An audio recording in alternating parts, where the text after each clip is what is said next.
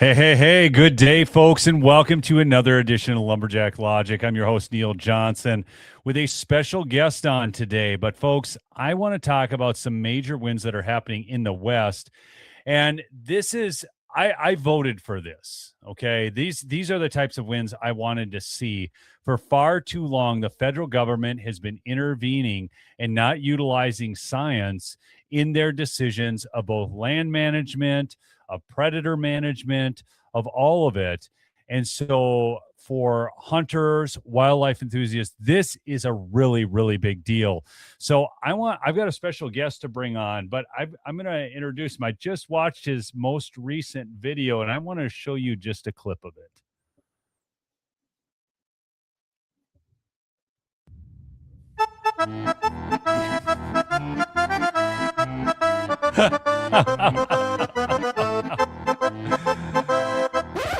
So yeah, there's no audio, which might actually be for the best.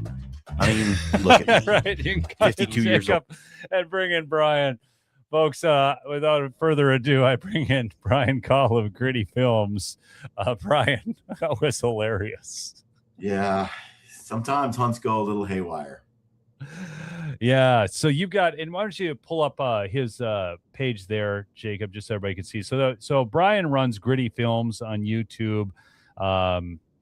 Gritty Films, by the way, I pretty much watch all of his hunts. So he comes out Sunday with a new hunt when hunts are coming out. But that was your most recent one, which is a mule deer hunt. That was a 3-parter. You've hunted basically everything all across the country and other countries as well. And you do a great job, Brian, producing your content. Love watching them. And I do a little bit of hunt production as well. I've got another channel, Neil of the North. But this whole issue of wildlife management and predator management not only affects hunters, but folks, there is a plan to bring beef prices down, and it is involving a multi-tiered approach that we're going to talk about as well today. And predator management is one of those things. Brian, you're hunting out there all the time. You're dodging grizzlies, wolves, everything. What are you seeing and what are you thinking about? Let's speak specifically to the issue of grizzly bears. Yeah, I mean, I see grizzly bears up in Alaska. I go up there and I guide and hunt up there. When I'm down here in the lower 48, the grizzlies are different. They're just a little more ornery, a little more bold, a little more dangerous. When I'm in Montana, for example, it used to be I could go out there and, I'd see a few grizzly bears, a lot of black bears. I'd fill my black bear tag. We love black bear meat. We can it and jar it, and my kids love it. It's delicious. Well, every year I've gone out, and I've been doing this a decade, I just keep seeing fewer and fewer black bears and more grizzly bears, to the point now where I can barely ever find a black bear, ever. It's just grizzlies everywhere you look. And so when the state tells me, oh, there's only 1,200 grizzlies, that's bull. There's the state, they haven't done a real census on grizzly bears since like 2017. They don't know how many grizzly bears are there. They have no idea. They don't care to count, but there's a hell of a lot more than they say there is. And look, I love grizzly bears. I friggin' love them. I'm not against having wolves or grizzly bears on the landscape. I think it's awesome. I just am against the coddling and the protection of species like grizzly bears and wolves on a non-scientific level. It makes no sense to just let them run rampage, kill all the black bears, take out elk and all these other animals that are also part of the ecosystem. To me, we need to manage our resources. That's what these are. They're resources. The deer, the elk, as well as the wolves and the bears. They're all a resource, a natural resource. And I just think we ought to be managing for maximum return, maximum deer, maximum elk herds, maximum health of the grizzly population. And what you do instead is you coddle one species and allow allow the other species to just get dominated. Well, what's going on out there right now is so we have extremely high beef prices, and for many of you, that's of big concern. I run my own cattle, so I mean, it's something where I see the price just escalating. We're up to now. We used to be able to buy cow calf pairs for $1,000, $1,200, and now they're $4,000. So there is a strategy at the federal level to lower the record high beef prices. And so one of them is import adjustments. That got killed really fast. Ranchers were very upset about removing tariffs from imports because we had eliminated COOL labeling or country of origin labeling. But the other big things were regulatory rollbacks and predator control. So there's this 3-tiered approach that they have going on at the federal government right now. And that being said, Jacob, bring up the Secretary Burgum piece. Yes, out of Bozeman. So Secretary Burgum is returning the management of grizzly bears to the West. So this is a big thing that happened just this last month. Proposal maintains Endangered Species Act protections while ensuring on-the-ground conservation abilities for communities in the West. Now, eventually, these animals need to completely be delisted, but this is your first step in this. And right now, folks, I just want you to know, if a grizzly bear charges you and you shoot that bear, it is currently a federal incident with federal authorities trying to determine if you are at fault for that, even if you were saving your life. It's almost, Brian, like a guilty until proven innocent is how I view this. Yeah. Yeah, I think, this has happened before where they've turned the grizzly bear over to the state for management, and then legal issues come up. The opposing parties sue, and then it gets put back under the Endangered Species Act, back under federal management. We had the same thing with wolves, back in the day. Now they're delisted. We can hunt wolves. They're managed by the state. The same should have been done for the grizzly bear a long time ago. Yeah, well, unless, Minnesota, we have a special subspecies of wolves. And, it's really, you can't shoot them. It's really bad stuff. You like you said at the outset of the show, it is ridiculous that what should be happening is we should have science and wildlife biologists and those that are, along with the population, the people that live here locally, deciding how we want to manage these resources. You can have a high level umbrella of, hey, we need this many grizzlies on the landscape, but how you figure that out as a state, that's up to you. You manage it as you will. That freedom by the state to manage their animal population just makes sense. Putting it under federal management is silly. What I find silly too? Our government in general, it just creeps up and gets bigger and bigger and puts its hands in all sorts of business. Yeah. That's just the nature of government. Then hopefully it can get whittled down. You knock it away. You take away some of its power, but then it'll always kind of creep up to get bigger. And as that happens, what you end up seeing is really the way that they manage, like the idea that wolves or grizzlies are endangered is so absurd. It's so laughably absurd. Yeah. They're not endangered by any stretch of the imagination, especially wolves.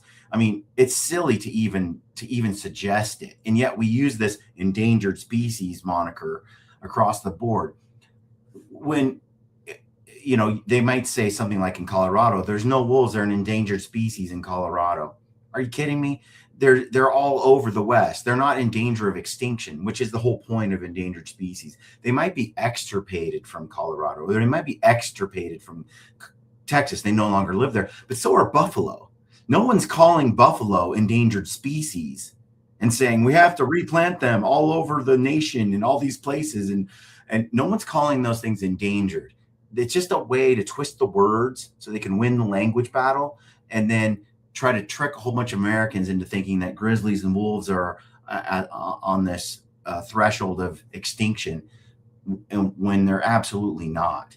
So what you end up with, again, because of them weaponizing this whole Endangered Species Act, you have all these management decisions that happen around management that make no sense.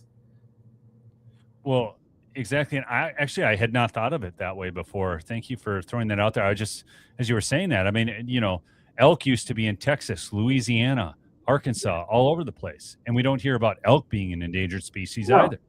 No, it's a one-way street. And the whole country was full of elk. Yeah. Neil, the truth is this, like, there's no money in saying that buffalo are endangered. There's only money in the cute wolf, and that remind us of our own dogs, and in grizzly bears.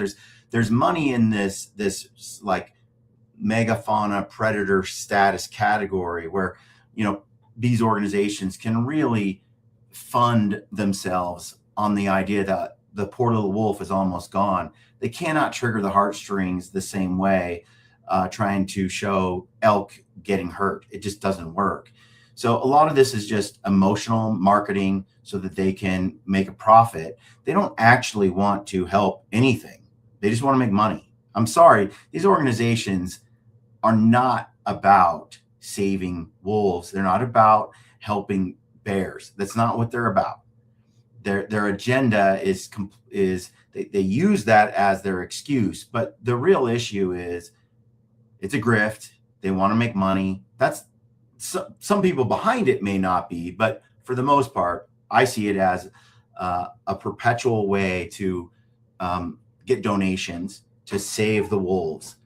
And the reason I say that is because if they really cared about the environment and the ecosystem, then they would care when a caribou herd is on the verge of extinction, or when other animals are terribly damaged by an unchecked wolf population.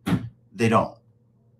Well, that's one of the huge stories of North America, is the disappearing caribou herds out of Canada. But I don't want to go down that road right now because I could really get lost on that. But I'm kind of excited that they're turning this back over to the States. I think a couple of quotes here. Doug Burgum, and Doug Burgum's the Secretary of the Interior, folks. He said, under the leadership of President Trump, we're following the science, upholding the law, and ending politics masquerading as conservation. And the reality is that's what's going on. They keep talking about trust the science, and we've heard that on a lot of different fronts. And we found out then that the science was not so completely accurate. I mean, if we wore one mask, we were good. Then it was two masks. I mean, we're at 3B better.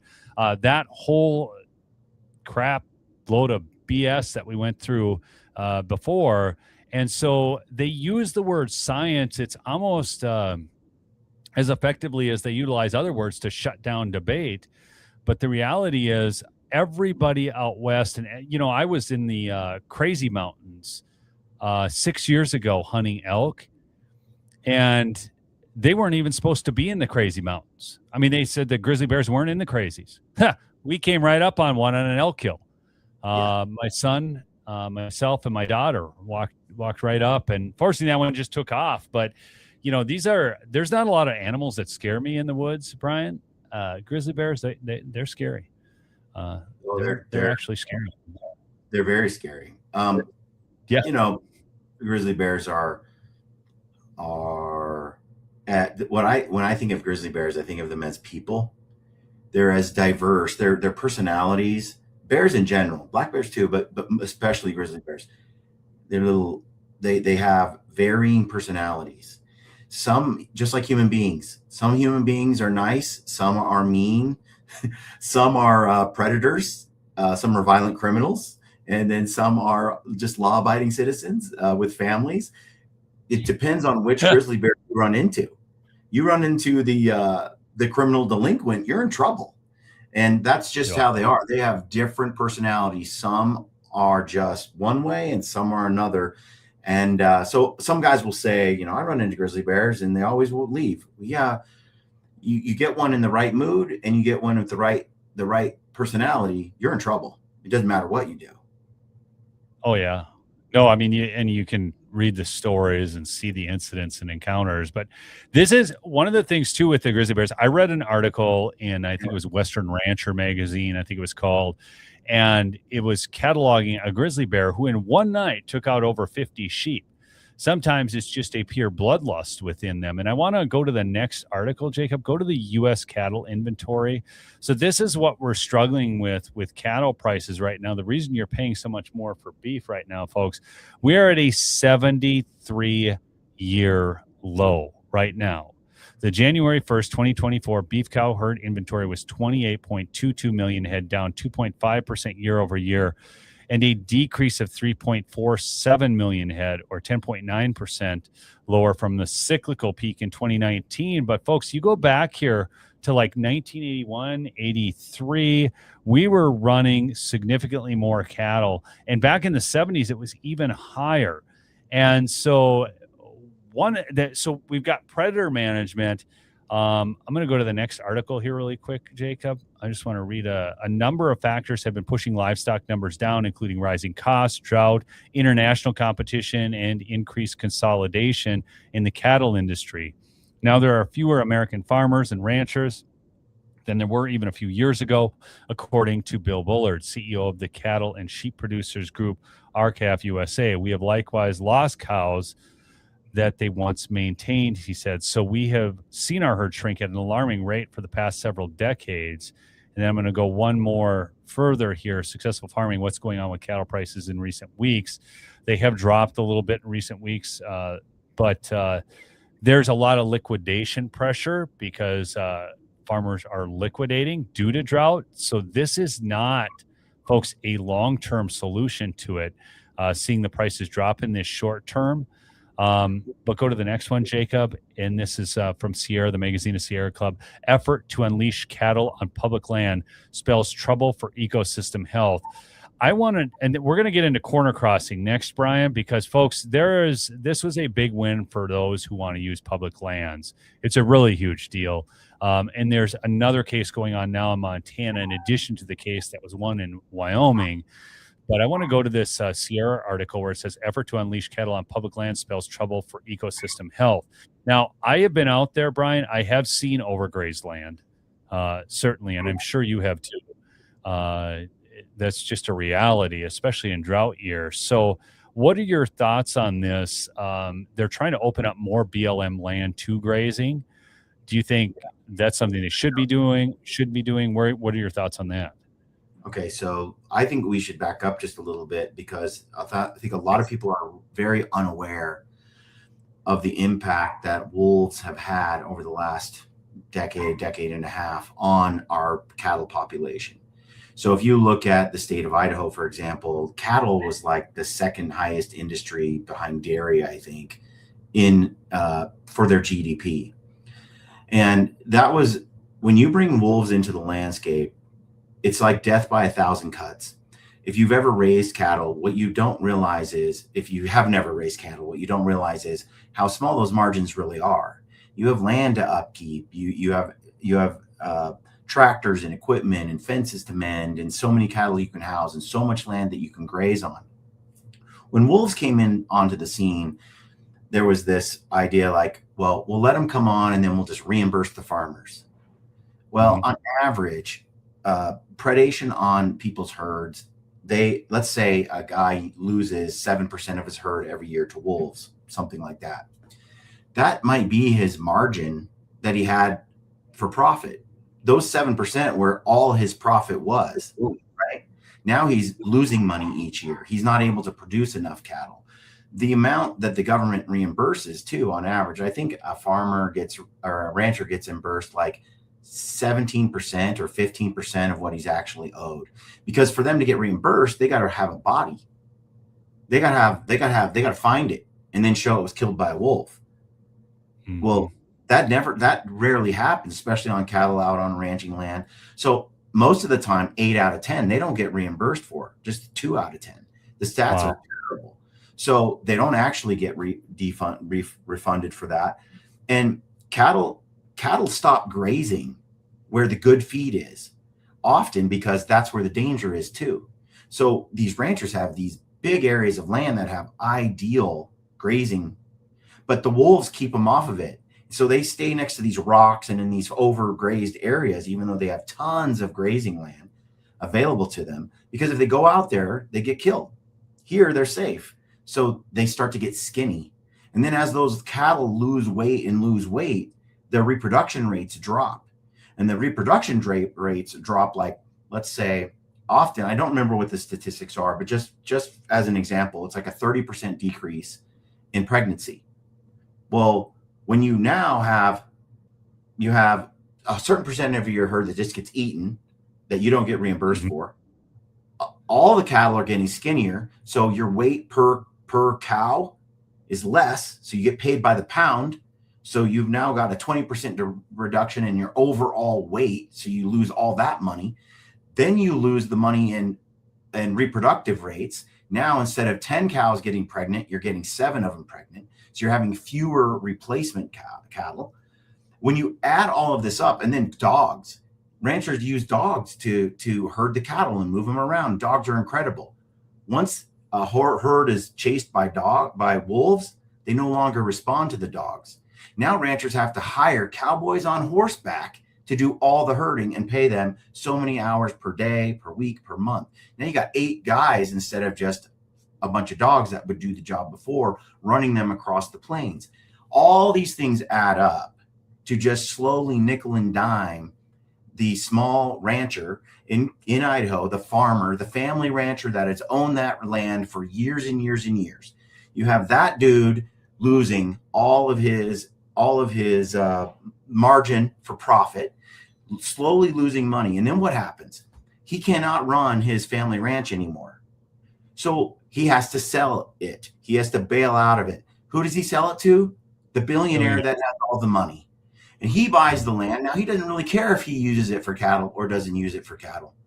And slowly what you have is, before the wolves were there, you had a checkered map of individual small business owning ranchers in the state of Idaho. Now what do you have? 3 rich dudes who own all of it, because it's just a massive transfer of wealth. As soon as you killed everybody's ability to make money raising cattle, the rich guys came in and bought your business. And now it's just all kind of owned by the same few guys. And it just keeps getting worse and worse and worse. So I just see the whole thing with wolves. Some of it was naive. Some of it was just, lots of politics. But the end result, the net result, has been this situation, which then has resulted in far fewer cattle than ever before. And we can sit here and say, well, now let's open up BLM and we'll get all this new ranching area. You haven't fixed the wolf problem. You still haven't fixed a lot of problems. At least now the state of Idaho took the gloves off. Hunt wolves anytime you want, night vision, daytime, whatever, trap. Like, we have to stop the bleeding, but it's too little too late on many levels. Elk herds have been decimated. Oh my God. The Lolo, gone. They're just gone, folks. I mean, this used to be some of the prime elk hunting in the entire country. I mean, great tracts of wilderness. There used to be massive moose herds. There's like 1 moose, 2 moose out there. Used to be, the guys would fly over it and you could see 50 moose in one meadow. Gone. You're gone. Now, I don't know, like, again, we can argue, like, traditionally, maybe because of the terrain or where it was at, we didn't have that many animals on the landscape. You'll hear this like all the time. Well, we just got spoiled because we got rid of wolves. Look, Neil, it's all about resources. If we're going to manage and we're going to maximize the number of elk we can pull off of landscape, the same way we're going to manage the number of cattle we can have on a landscape so that we get the greatest benefit of all, then maybe we should just put we should manage our predator populations at a radical extent as well, so we can still have a healthy wolf population, a healthy bear population, but also have an ultimately really healthy elk population.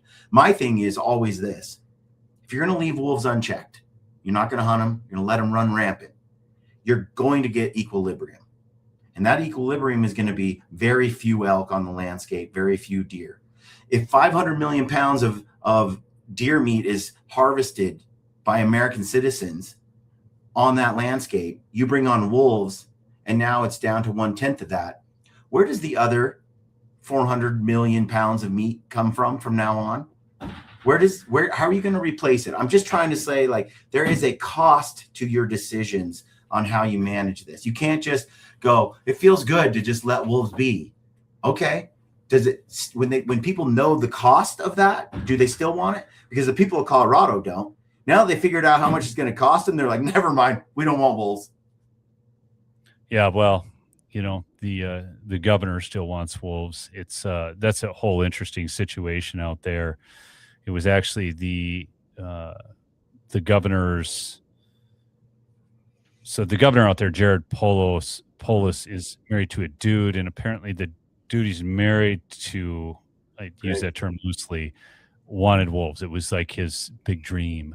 Yeah. And so now that's what they've got. And nobody else in the state's really all that happy with it, except for some people from the Sierra Club or whatever.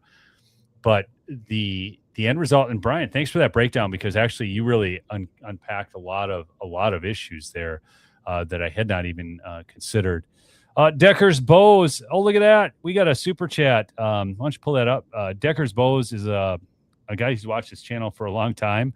I love Gritty Films channel. Yours too, Neil. That's Gerald Decker. He owned a large bow shop out in Pennsylvania. He's got a sawmill out there now and goes hunting out west as well. But thanks, Gerald, for that. You unpacked a lot of issues that I hadn't even thought of, and I think now go back, Jacob, bring up that graph again. The BLM grazing thing. I mean, the cattle inventory. I just want to bring that up real quick. Being introduced on and expanding their grazing. I don't really know, Neil, how much that. Are we just putting a Band-Aid on a big wound here? And well, here's the Band-Aid I'm really starting to think about. So looking at this cattle inventory graph, Ryan, now I'm starting to think conspiratorial. Sorry, I'm going there. I mean, is this all part of? Okay, so we have seen attacks on public land use by ranchers. We saw that with the whole Bundy escalation during the Obama years. And you guys all remember that, with snipers perched on bridges and everything. And that was a whole crazy scene. But look at this cattle inventory again. Now, has the U.S. population grown or shrunk during that time? Okay. And you look at all these one worlder globalist types that want us to eat fake beef. But the other thing is, by relying more on imports, that accelerated this. Okay, you can pull that out, but it accelerated this whole thing. And is this designed to destroy small business and create more wealth transfer? Because that's what we continually see. Yeah, I mean, this is about. If I'm being honest, and I put my just what do I see hat on and just go with it, I cannot help but think that two things are happening. One is there is a contingent of people and forces that, yes, this is an agenda, more of a globalist, socialist type agenda. You take out that all those businesses, and the food production goes into the hands of a few. Then you can control some of the population more. There is that, I think, in the back of my head. I have the same suspicion on some levels. I also think it's combined, though. I don't think it's just one thing. I think the other one is just capitalism. Follow the money. If incentives matter, incentives drive behavior. And I think that there has been certain incentives that people don't think people who maybe are emotionally attached to saving wolves or finding a cause like that donate millions of dollars to it and fund that kind of thing. I think that's just people behaving based on incentives, and they're not looking ahead. I'm reminded, Brian, actually, so I remember back in the day we had so many lawyers in this country that the average lawyer's salary had dropped, and I think it was down to around $20,000-$30,000 a year. This is back in like the late 90s, because we had so many lawyers, so many people got into law school. I mean, is this stuff just a way to create incomes for lawyers? Because that's what all of this is at the end of the day. I have to say that I do think that there is an incentive. You see it with the public land. I mean, I hate to say it, when Senator Mike Lee on the Republican side is trying to find ways to carve up public land and sell it to rich guys, that's extremely like disappointing. It's to think that there's not an effort to manipulate those who have land to force them to sell. I think that's naive. I think that some of this stuff with the wolves and the lack of support around it, around ranchers, I think is a deliberate way of forcing. What else are you going to do with that land? You know, if you can't farm it or ranch it like you have your whole life and your whole family in the middle of nowhere, you got to let it go. Generally, it costs money. It's a, you know, and so you have a lot of people who had to sell their property. I think, yeah, there is a transfer of wealth, and that was planned. I think that has been an agenda by certain politicians and certain groups of people. I absolutely think so. You know, it's you know, I love land. I have a strong affinity towards it. I've always wanted to own some land, whether it be in Montana or Wyoming. You know, I live in northern Minnesota, and we've just kind of gone down the hill. I bought this land, and initially it was just phenomenal for deer hunting. It's amazing. We'd just come up here on a weekend. There were management tags available. You could shoot 3 deer. We get it done on a weekend, go home. At the time I lived in the north end of the cities. And now we don't even hunt it anymore. I literally do not hunt the land that I bought to hunt, except for grouse. We still have some respectable grouse numbers on it. But yeah, this is, and we're told we're not supposed to hunt wolves up here. We're told that we have, I don't know, those of you in Minnesota can comment on this in the chat, but we are told we have almost twice as many moose as we do wolves in Minnesota.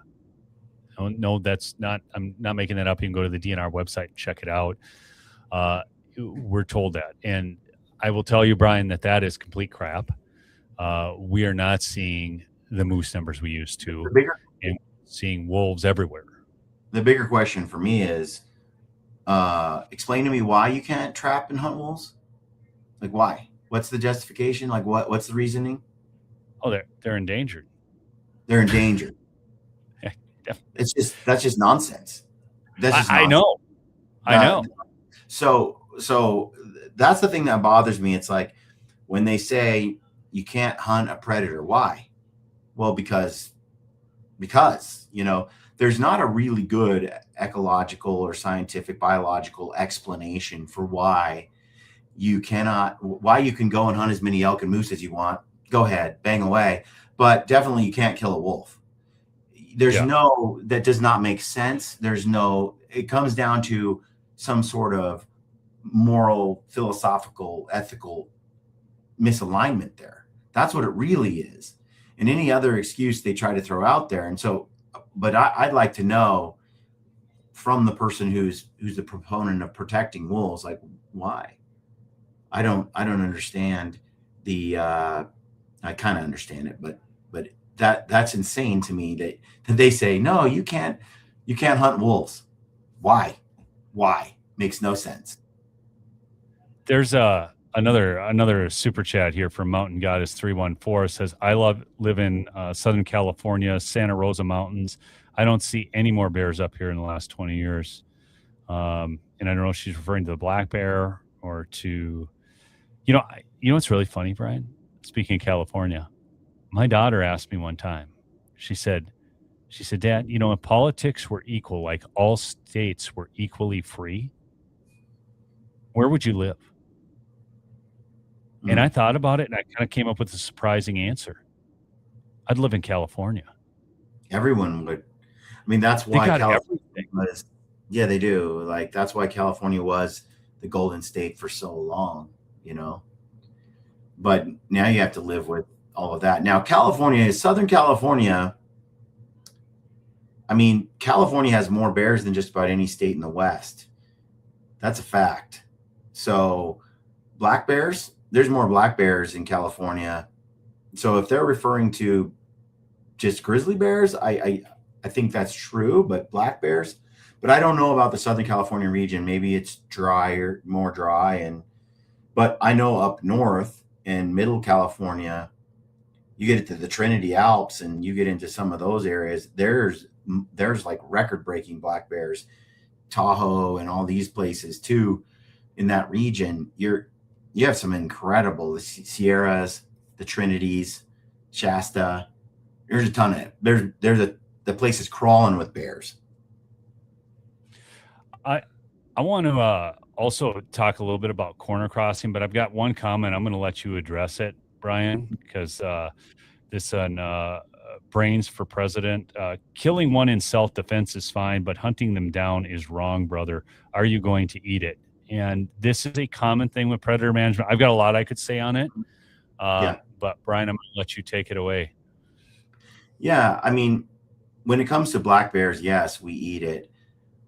Grizzly bears as well. We often eat grizzly bear. It depends on what it's been eating and where it lives. But killing a bear is not wrong. Not wrong at all. It's completely reasonable and and to me, a responsibility that we all have. When people say that, it kind of makes me wonder how much time they've really spent hunting or outdoors, if at all. And I can understand that sentiment.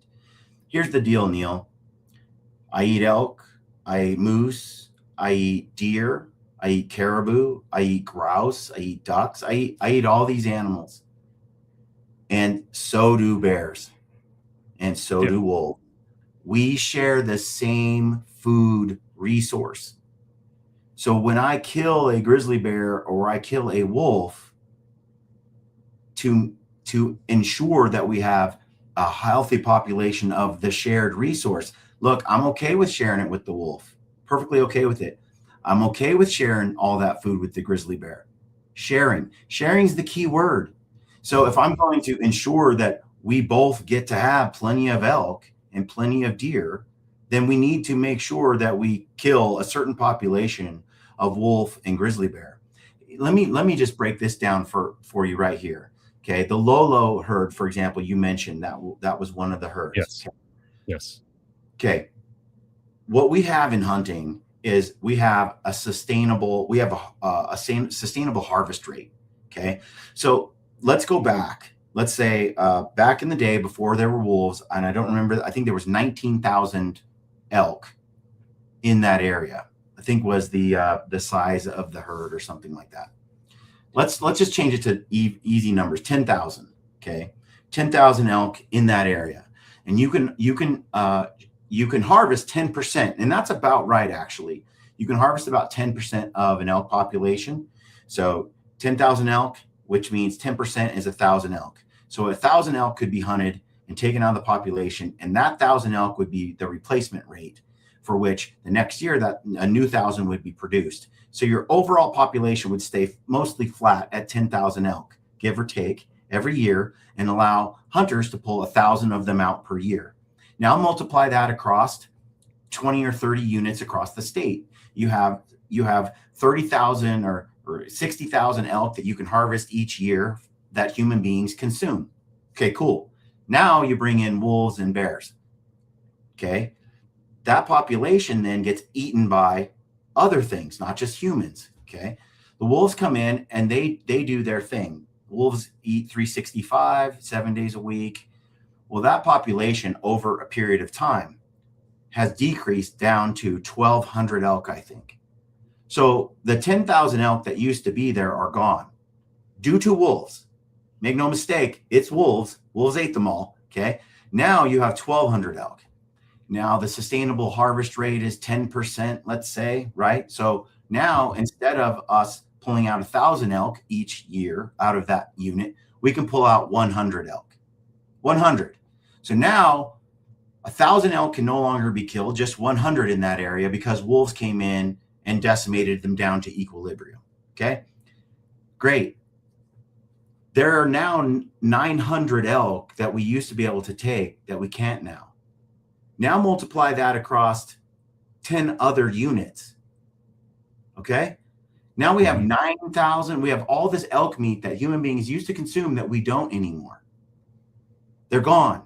And the sustainable harvest rate tickles down all the time because we have to keep limiting how many elk human beings can take out of that population because we do nothing to manage the wolves. All I'm saying to people like our gentleman who left that comment is, if that's a decision you make and that's a moral place that you stand upon, you can do that. But tell me this, what do you do for all those hunters that used to pull out 1,000 elk here and 1,000 elk here and 1,000 elk here? Where do you want them to find that protein now? Should we on the missing cattle, Brian? Should we increase more cattle lands? Should we bulldoze some habitat we currently have so we can put cattle out there and raise cows instead? Why would we want to raise more cows and more cattle when we had 9,000 pounds of meat that were being taken from the elk before on a wild natural landscape? That all that it required was keeping wolves at X amount of population through trapping and hunting instead of allowing them to just go rampant. It's like, it comes at a cost, folks. You have to decide. Don't act like it's free. That's the piece that bothers me. Don't act like it's free to let wolves just never be hunted. Don't act like it doesn't come at a cost. It does. It comes at a cost to the elk populations overall, but it comes at an economic cost and a lifestyle cost to Americans too, to hunters out west especially. And so just... And all the businesses that rely on hunting. Yeah, there's a whole thing to it. So when I go out and I hunt a wolf, I am in fact protecting my elk and deer and ungulate resource for human consumption. And it's not that I don't want any wolves. I just want them at a certain number that we all agree makes sense, given what we're willing to pay to have them on the landscape. Does it make sense? Agree. I totally agree. And also, fur is a resource as well. I could go on about that. I actually think fur is one of the best products there is, hands down. Warm, it's wonderful. I love fur. And I think with all of this, it's always, you look at, there's a cost to it. Everything needs to be managed. I went out prairie dog hunting here. It was a little over a month ago with Jacob, my son, and we went out there, and prairie dogs just take over areas. It's wild. We were in this area where prairie dogs had just expanded the prairie dog town so much, and it decimates the grass. It just completely wiped it out. So we get some active target practice, and we manage the prairie dog herds. Yeah. Whatever group, family, whatever groups that they are. Prairie dogs, just not at a stage that they're just completely destroying the landscape. This is my thing this is what I was trying to say earlier. When someone comes to me, like the other gentleman, and he says, hey, it's just wrong. At face value, as if we all accept it and we all believe that it is wrong to kill a wolf or to hunt wolves because you're not eating it. It's so much more complex than that. There's so much more nuance than whether I eat it or don't eat it. Every wolf I take allows me to eat more elk. It's just, we share the resource. And so going back to where you started, we have a real beef problem number. So again, now we're replacing that elk with beef that we don't even have. So we can't afford it. So many Americans can't afford those beef prices. Are you kidding me? Yeah. And that's where, if you're going to say this is wrong, I want you to just tell me why. Tell me why. Like, I haven't heard a good argument yet for why it is wrong. It's usually because you're not eating it. So, like you said, there's fur, there's other uses. There's also effective management of a predator population in in relation to a prey population. And Yes. people want to live in this utopian pre-modern era idea of nature finds its equilibrium. Brother, those days are over. They're gone. 80% of the United States is populated, is private land. 20% is public land. And of that 20% of public land, that's where most of our animals live that are not whitetails. And of those animals that are out on that public land, 20% of it, you're telling me that you're just going to shove all the wild animals onto 20% of what's left scattered throughout? Then we're going to confine them to this little thing between a ski resort and a highway and a city and a rural and a public and a rural population. And then we're going to stick wolves in there. And we're going to say, yeah, have at it. Those elk can't migrate 2 states away like they used to. There's not the same ways of defending themselves against predators. It's like locking them into a pen and then putting a dog in there and saying, go to town. They have nowhere to go. Modern landscapes are not the same as ancient landscapes. You cannot just let wolves go to town. You will lose the entire resource. And then you'll be relying on monoculture crops, soybean fields, and whatever shipments you can do, grains, and you're going to be relying on importing cattle from other places. You're destroying your own, you're slitting your own throat in this idea of toxic empathy. I love wolves. They shouldn't be hunted. It's like, well, it's similar, and I don't want to delve into other matters, but it's very similar to the debate on immigration right now and unchecked, unfettered immigration. I got to show you something, Brian. Yeah. I got this right here. So folks, you can go check out my sponsor, MyPillow, mypillow.com/lumberjack, or call 1-800-568-2865. My favorite thing to take in the mountains with me is this, Brian. So it is super lightweight, and it's a roll and go pillow, and I take it on the boundary waters, take it everywhere. And it goes down to this size and it weighs nothing. And that's what I take now. I never used to take a pillow. I used to sleep on my sweatshirt. Those days are gone for me, my friend. I remember those days. I'm with you, man. I have a pillow strategy. Yeah, I do too. I love it. I want to get onto this corner crossing because there's a big issue out west. I'm pretty excited about it. So there's a lot of tension over a number of issues in the West, whether it's predator management, cattle, grazing, but corner crossing is one of the big ones. So pull this up, Jacob, just show them. So for those who don't know, corner crossing looks like this. So you have these checkerboarded patterns of land where you have public, private, private, public. And you can see that a person can have public access off a public road to get into this lower right-hand corner piece.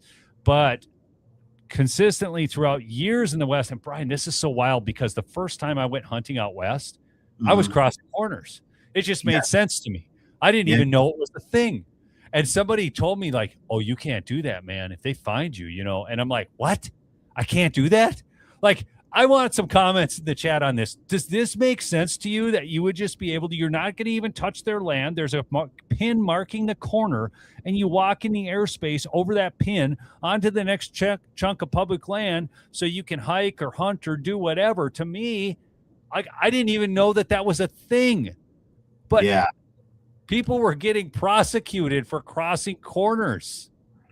Yeah, it feels super greedy to me, like just scummy, because in a way, what it does is it allows a wealthier landowner, that has a lot of land, to then obtain more land than is theirs by trying to make it illegal for you to cross a corner. That way they can just own this spot and this spot, but then they can effectively own all the other land behind it, even though they don't actually own it and it's public. It feels scummy to me because here you are trying to limit access to the layman, the blue collar worker, the guy that doesn't have all that money, and you're trying to take more than what is yours. And it truly it angers me. I'm very much of a fighter, so I just crossed and was like, come at me. Let's do this. Let's go to court. Let's see how this shakes out in the end, if you want to call that trespassing. And that eventually did happen to some men who were ready for the fight. And because for a long time they would just call it trespassing, and people would they'd settle out of court and just agree on a thing or two. And it's one of those laws that gets passed where they never really wanted to go to court because they don't want it challenged, but they want it in place. That way they can kind of intimidate 99% of the people. So, and I'm going to show you folks, I'm going to hold this up. This is Onyx, and this is actually in the area. If you can see that, it's just littered with a checkerboard. There's no way you can get it public land. Right. There's certain states that are much more checkered than others, where it's public, private, like a checkerboard. And and that way, when a guy owns, like I said, a couple of pieces of property, he can say, sorry, corner crossing is illegal. But it didn't hold up in court. No, and this is the great news, folks. So here, this case was actually, I think it was back in, it was 2022. It was in Carbon County, Wyoming. And basically the entirety of central Wyoming through that middle swath is all checkerboard. This all dates back to railroads and how land was granted and all of that. I won't get into that, but there was a rancher by the name of Fred Eshelman. He's a billionaire. He owns, I can't even remember the company right now, but anyways, people were on there. So these guys, I think they were from, was it South Carolina? Wherever they were from a state. They'd come out to hunt, and they actually even brought ladders, like foldable ladders, and they got to the corners, and then they walk up over the ladder and go out in there. They kill bum and big bull elk, because that's the thing. Eshelman had all this land locked up, right, and was saying that nobody could hunt it. Well, now this was in the 10th Circuit, so it included Wyoming, Colorado, New Mexico, I can't remember all the states. It did not include Montana, which is the state that I was hunting at that time. But now it's being pushed there. So basically, Eshelman said, "Oh, you can't do this," and these guys fought him in court, and they won. It went through all the way up to Eshelman took it to the Supreme Court eventually, and the Supreme Court wouldn't even hear it. Which I kind of wish they would have heard it, Brian, because then it would have settled it for all states. But as it was, they didn't. I hear what you're saying there. There's a risk in that, though. They settled it the other way, for all states. I kind of like the idea of like a local control and ownership. I kind of like the idea of states getting to decide for themselves how that rolls out. But the reason I want it kind of done, because it's federal land typically that we're talking about. True. It is. That's true. So if you're going to tell me I can't in Montana go on federal land, but I can in Wyoming, something about that outcome is wrong to me. It's true. Pull up the next one, Jacob, here. So this is a public land group sue Montana FWP over corner crossing position. Plaintiffs argue Montana Fish, Wildlife, and Parks deem corner crossing unlawful without clear guidance on boundary between private property rights and public trust resources. So this is going on right now. Two public land access groups filed a lawsuit saying that this law was unlawful. That was the Montana chapter of Backcountry Hunters and Anglers, and the Public Land Water Access Association raised public participation and public trust doctrine claims in their 34-page ruling before the Lewis and Clark County District Court. Okay, so they are asking a judge to essentially nullify the memo. That's step one. Step two would be to ask essentially, while we're here, let's take a look at all corner crossing and solve it once and for all. So they are trying to solve this now in that state. The interesting thing about I want to go back to, because this 10th Circuit, which again does not include Montana, so this is why they're pushing it in Montana. The three-judge panel at the U.S. 10th Circuit Court of Appeals adopted that preemption argument made by the attorney for four hunters when it ruled in their favor Tuesday. And the Wyoming trespass law cannot supersede a congressional act that guarantees public access to public land in the checkerboard area. Okay. Yeah. So so if we're going to have, again, because that's the supremacy clause of the U.S. Constitution, federal law overrides. So, and especially we're in matters of federal law here now because we're talking about federal lands. Well, I just think it's one of the nastiest. And I want to bring this back to Mike Lee because many people in my audience know Mike Lee has been one of the champions of the SAVE Act, so we like him for that. But I did a video on this back at the time. I took Mike Lee on hard. I was on him on X. I was getting a lot of visibility on my posts and replies to him. I did a whole video on it. I encouraged everybody to call Mike Lee's office, and they dropped that. But that is the kind of eye on the ball we need to have, and it's kind of frustrating, folks.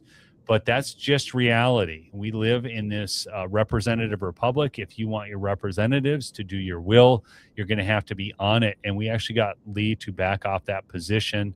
And that was a big thing. It was a big win for sportsmen. So yeah, that's how it brings up another issue too. Like I really like Lee on almost every other issue and find him a very effective senator. I love the guy, but on the public land thing, he's my enemy, like big time. And we have a real problem here because he keeps pushing for this stuff, one angle or another. And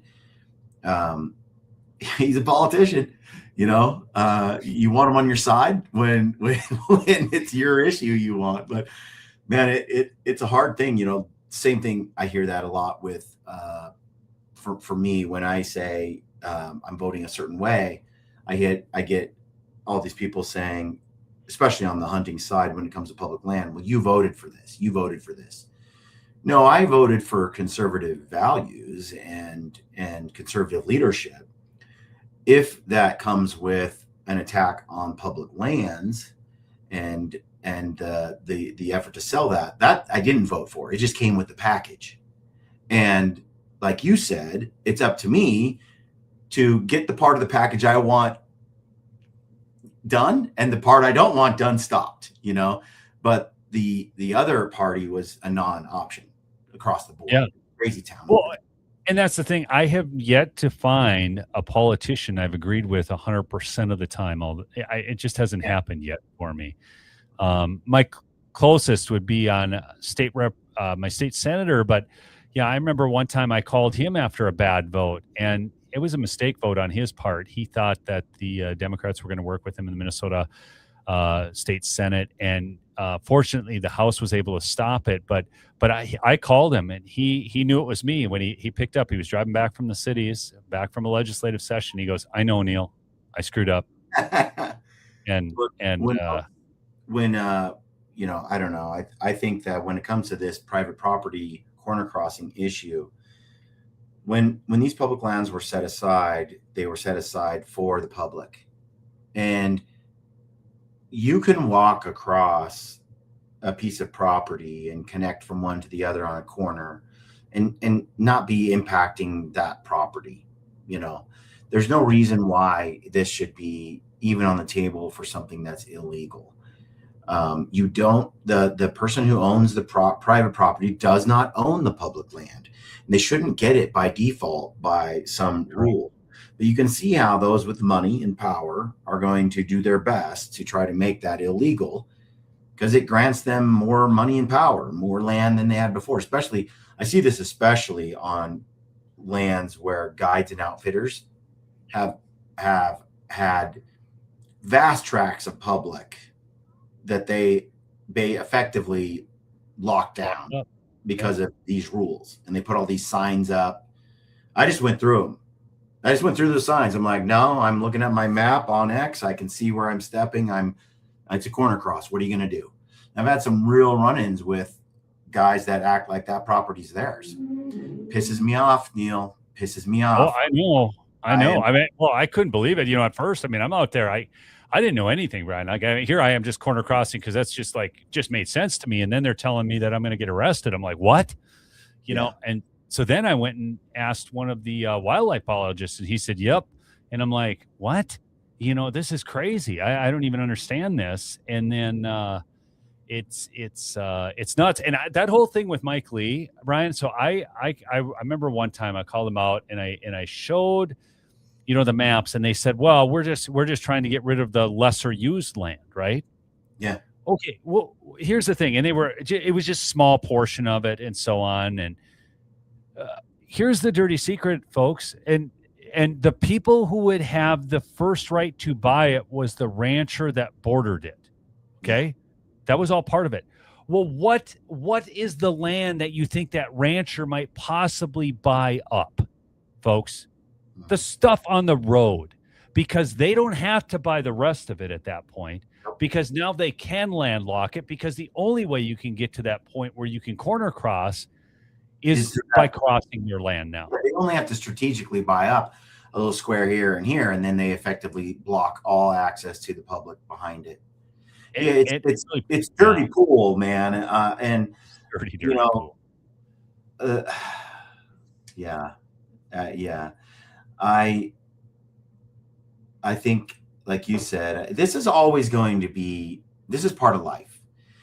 People are always going to try to take and do things that benefit them and at the expense of others, and there's going to be edging on unethical or dishonest, and there's going to have to be people who are willing to fight for it, and say no and take some of those slings and arrows.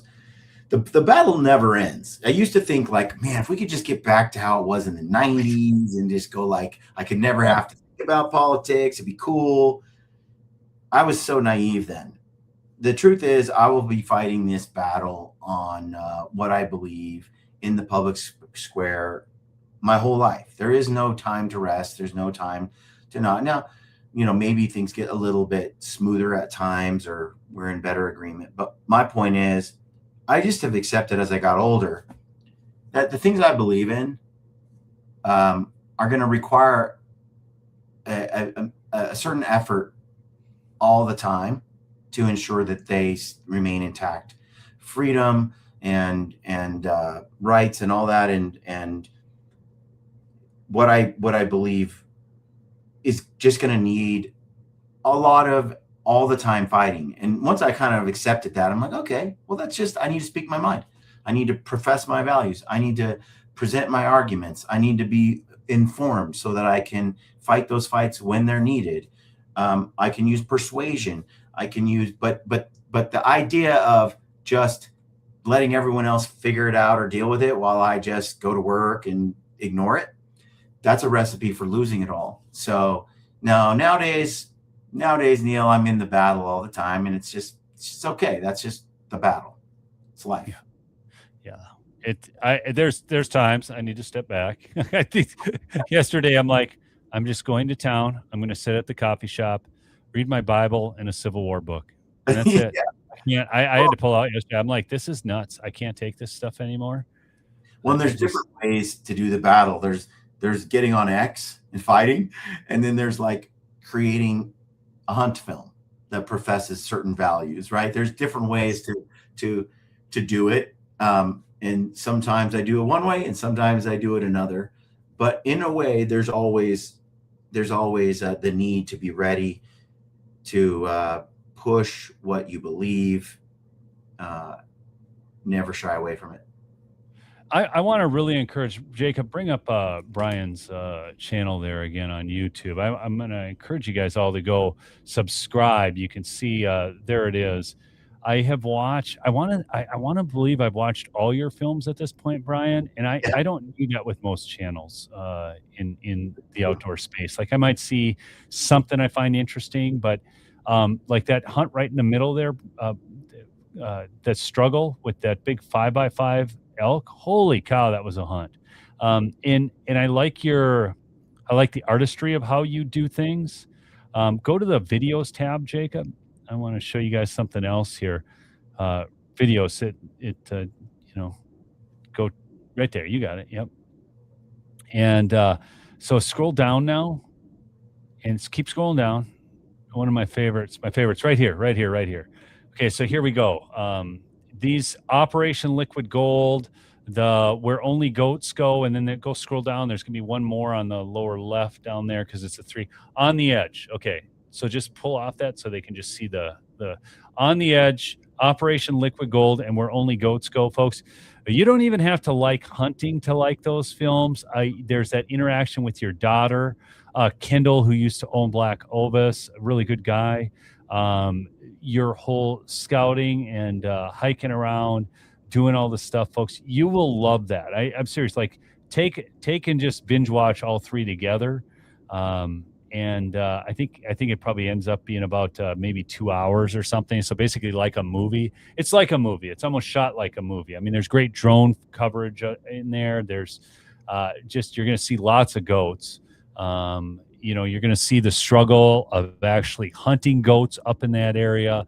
How hard this actually is. I mean, I'm training right now for a triathlon, just so I can get ready for hunting season. Because just hunting elk, which is not hunting goats, it's real work. I mean, right? I don't know. I'm packing 4,000 to 4,500 calories per day in with me, and after 7 days, I'd still lost 12 pounds. Now, yeah. I know I hunt kind of stupid because I just think I'm just going to go run to the next mountain where the elk are every time. I'm not even worried about, is that stockable ground? Is it this? Is it that? I just want to go where the elk are. It's just what I do. My buddy thinks I'm psychotic, and and he's like, why are we climbing this mountain? I said, well, so we can see the next valley. I mean, we're just going to go up here and take a look. And he just thinks I'm nuts.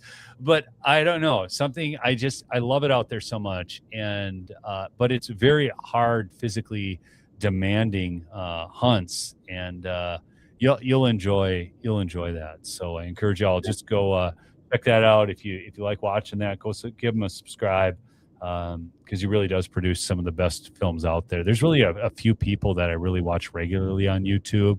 And then a lot of them, it's just like, sometimes it's kind of fun to see. And then there's a lot of homespun videos where I can see some cool things, but then sometimes the camera work is so bad that I'm just like getting a headache. So I just got to turn it off. But yours obviously is not that way. But yeah, you do great work. So thank you, man. Feel free to subscribe to Brian. I think I'll let you kind of carry us out, Brian. I mean, we've talked about a lot. We've talked about corner crossing. We've talked about cattle. We've talked about predators. We've talked about, the fact that now grizzly bear management's being turned back over to the state with the goal of actually delisting these things completely. There's a lot of good things that I'm seeing take place right now. But bring us, look out over the next 5 years, Brian, see what you see good coming down the pike and what you see bad. I know Oregon, was it Oregon that, or was it? Yeah, it was Oregon that had the ballot measure that was defeated to outlaw hunting all just completely. So there's a segment of the population that wants to do that. What do you see the trend lines? Where do you see this all going? Well, I think that Stephen Ranella said this a few years ago, and it has stuck with me ever since. They did a little video on Meat Eater channel with Clay Newcomb hunting wolves up in Alaska, which was a bold move because Meat Eaters kind of played it safe, not doing too many controversial things. And they did the hunt, and they showcased wolf hunting. They didn't show any wolves die on camera, but they did show them in a trap, which was pretty bold for mainstream TV, which I appreciated. He said later that one thing that hunters over the years, one thing that's been shown is we used to be kind of like, well, let's just not talk about what we do. Let's kind of play like people aren't ready to see a wolf in a trap. They're not ready to see an animal butcher. They're not ready to see a deer die. Let's just kind of do what we do, but let's not talk about it very much or let the public see it because, they're just not equipped. Well, history has shown us that if we don't tell our story as hunters, then other people will. And when those people tell the story, they won't tell it in our favor. They won't tell it how we see it. And that kind of stuck with me. Now my goal is, hey, I'm going to show you everything. It's going to be gritty. We're gonna bring you the whole deal. I'm not going to shy away from what we do. or the animals and why we do it or any of that stuff. I'm going to put it all in there. Even my own human mistakes, you know, the things that I fail at, I'm going to put that in there too. And the things when I succeed, I'm going to put that in. I'm going to keep it, and I want it to be as real as possible, because I think the truth and the light and things that are just what they are, that's the best. You have to believe in people that when they see truth, they recognize it, and authenticity, that they recognize it. And so for me, I look at the next few years, I'm deeply encouraged by people's acceptance of hunting. You know, I remember a decade and a half ago when, you know, it just, people didn't see it for what it is. Now people respect it. There is a degree of mainstream acceptance of hunting. When you have Joe Rogan and you have Chris Pratt and you have mainstream people that go out and go, yeah, I hunt, I eat it. Hunting has a special place for me. You now have hunters telling their story and being more bold about it and telling it better than they used to. There's plenty of hunters who embarrass us, you know, as a community, just like there is in every group. You know, there's plenty of people in every walk of life that don't make your group look so good. But on the whole, Neil, I'm excited by people's interest in and acceptance of hunting. And I feel that it's our job to continue telling our story and telling it the best way that we can to inspire and teach others to love it. And I have a belief that if people do engage in the outdoors more and they lean on it more, and even hunting, that their other values shift too. They become a little more conservative than they were before. And I think that's good. I think nature puts you in touch with God. I think nature puts you in touch with what really matters in life the most. There's nothing like an outdoor adventure alone for all this time in the wilderness to really make you feel small in the world and go, life went on without me. If I died tomorrow, I guess I'm not that big a deal after all. You know, there's some humility that comes with it. So I think the more I can get people to go out and hunt and have adventures, the more we can tell these stories, the more it has its effect on culture and the future. And that's my small part. That's I feel like one of those callings I have in life that I try to deliver on. I'm not the deepest into the politics on the day to day, but in a way, you know, I fight that battle on a cultural level, and I feel like that's where my talent is too.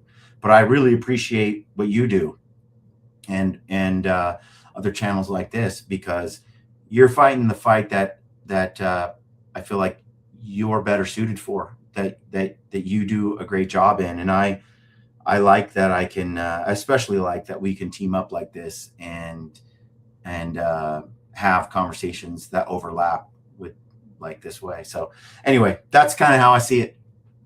Yeah. No, well, thank you so much for coming on. And again, go check out Gritty Films on YouTube, and we'll see y'all on the next episode. Peace out. Thank you.